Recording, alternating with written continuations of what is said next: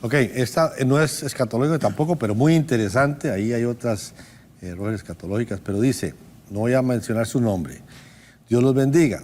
Es de Venezuela. Me separé de mi esposa hace 20 años y tengo una nueva pareja desde hace 17 años. Me quiero casar con ella, pero mis pastores dicen que debo quedarme solo. Si fueran de su iglesia, Pastor Armando, ¿usted le daría el mismo consejo?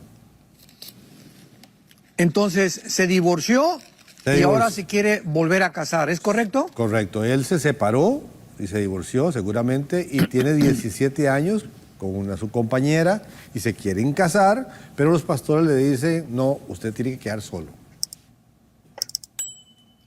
Bueno, la respuesta bíblica es la siguiente. En el caso que fuera de nosotros, viene una persona y me dice, vamos a ponerle Juan, pastor, me divorcié en tanto tiempo. Lo primero que nosotros le preguntamos a la persona que se ha divorciado es bajo qué características se divorció.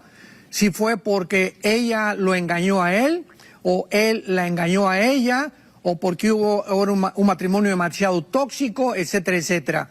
Entonces sabemos que la causal de divorcio en la Biblia es simplemente cuando hay adulterio y abandono de hogar. De acuerdo a 1 Corintios 7, versículo 12 al 16. Lo vamos a leer rápidamente enseguida. Entonces a esta persona se le pregunta, si él me dice, bueno, fue por adulterio, porque sí me fui yo con otra y mi esposa me metió el divorcio. Entonces la obligación de la persona que abandonó a su esposa porque él cometió adulterio es ir con ella y pedirle perdón, ¿verdad? Y buscar la reconciliación, por lo menos durante el primero o segundo año. Porque, bueno, la esposa dice en Proverbios 6 que es muy difícil que los celos puedan ser sanados inmediatamente, toma tiempo y él tiene que pagar el precio por ese tiempo. Ahora bien, si pasa un año o 2 años y él regresa otra vez para decirle, oye, quiero regresar contigo, perdona mi adulterio, y ella le dice, ya no quiero saber nada de ti, en ese momento él puede comenzar a seguir a Jesucristo de una forma ya verdaderamente en santidad y puede volver a casarse con el perdón de Dios.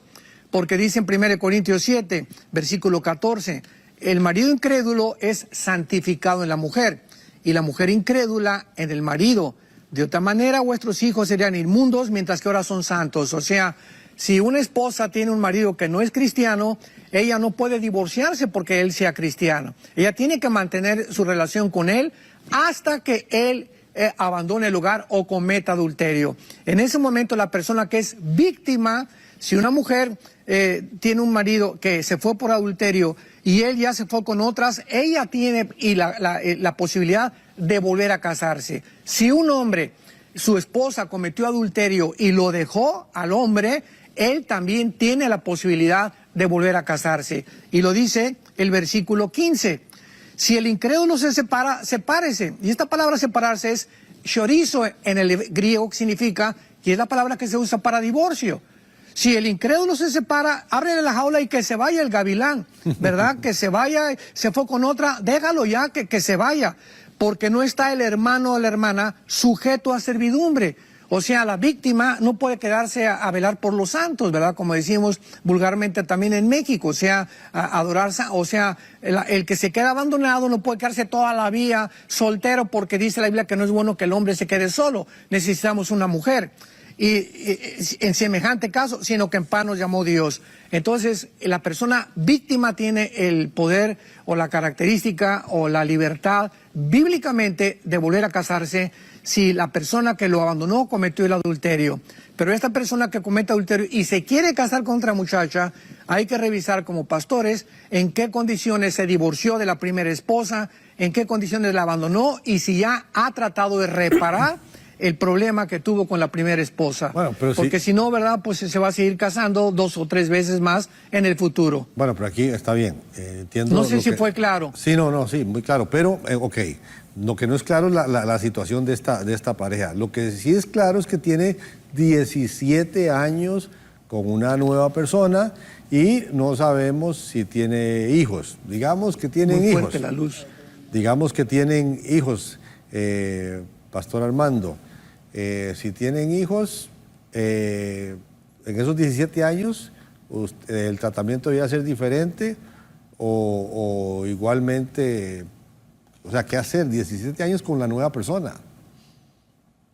Sí, o sea, en ese caso, ¿verdad? Ya cuando hay hijos de por medio, de todas maneras, él necesita arrepentirse de su pecado pasado, porque dice la Biblia, tus pecados te alcanzarán. Ahora, claro, ya formó una nueva familia, los hijos necesitan un padre, una madre, y él puede volver a otra vez a rehacer su vida porque por los hijos, y no va a volver a abandonar a esos hijos simplemente porque se le dice que ya no se puede volver a casar. ¿Verdad? Eso es un error muy grave pastoral. Están llegando algunas preguntas también directamente aquí, bueno, de Perú. Es muy interesante esta, dice, no es escatológica. Doctor Armando, tengo 2 preguntas y contarle una anécdota. Si somos imagen y semejanza de Dios, ¿por qué existen asesinos, violadores, femicidas, etcétera? Para mí son hijos de Satanás. No creo que Dios se equivoque en su creación. Segunda, si Satanás sabe que va a perder, ¿por qué es tan terco de seguirle haciendo la guerra a Dios en el Armagedón?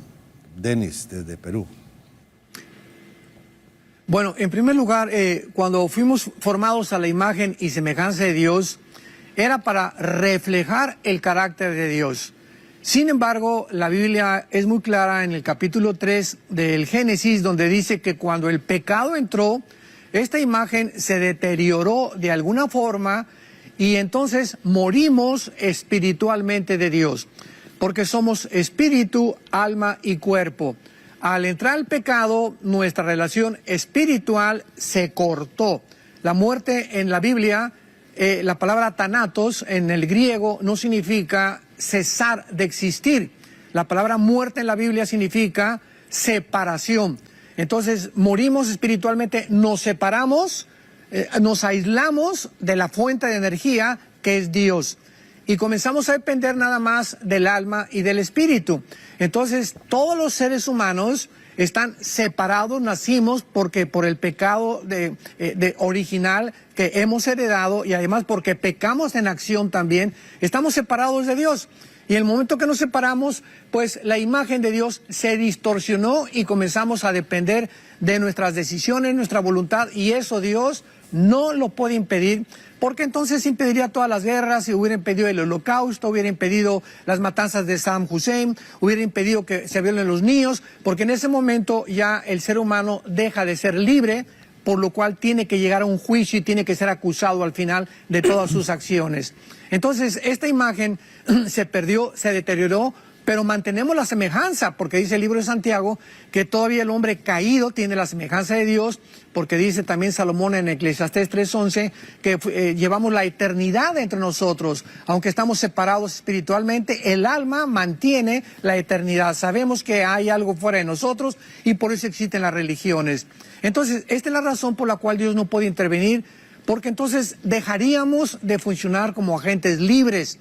Y en ese momento también ya no tendríamos la responsabilidad, sino seríamos títeres de un destino que ya había sido predeterminado. Y lo mismo pasa con los ángeles caídos y con las guerras y con todo. Dios sabe todo el futuro, pero ¿por qué lo sabe? Porque Él es omnisciente, pero al mismo tiempo lo sabe que esas personas que están actuando, antes de que ellas actuaron, sabían cómo iban a actuar, pero tenían que actuar de esa manera para que Él pudiera tener una base para el juicio final. La segunda pregunta que hacía era ¿por qué Satanás es tan terco y sigue necio con lo de Armagedón?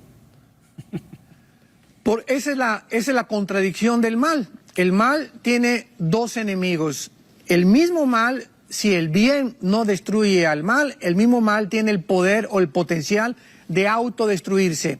Si una banda de delincuentes, una banda de mafiosos, la policía no los termina capturando, entre ellos mismos se van a autodestruir, porque ese es el potencial del mal. Pero el bien solamente tiene un enemigo, que es el mal. Entonces, el mal por sí mismo, esto ya filosóficamente, no puede subsistir. El mal es autodestructivo. Entonces, esta es la razón por la cual Satanás no tiene la sabiduría de Dios. Y el momento que se rebeló contra Dios, perdió completamente la perspectiva de lo que el mal iba a hacer en su propia personalidad. Y es lo mismo con los seres humanos. ¿Cómo es posible que una persona que fuma sabe que el cigarro le va a afectar los alvéolos pulmonares, la garganta, el esófago, la tráquea, los pulmones? ¿Por qué lo sigue haciendo? Él sabe que se está destruyendo, porque una persona que se emborracha sabe que su hígado puede morir, se puede divorciar, va a acabar con la familia. ¿Por qué seguimos haciendo lo que sabemos que nos va a destruir? Porque esa es precisamente la característica principal del mal que llevamos dentro. Cristo vino a eso, a darnos al Espíritu Santo para comenzar a luchar en contra de esa tendencia que tenemos de nuestra autodestrucción y que permanece en Satanás.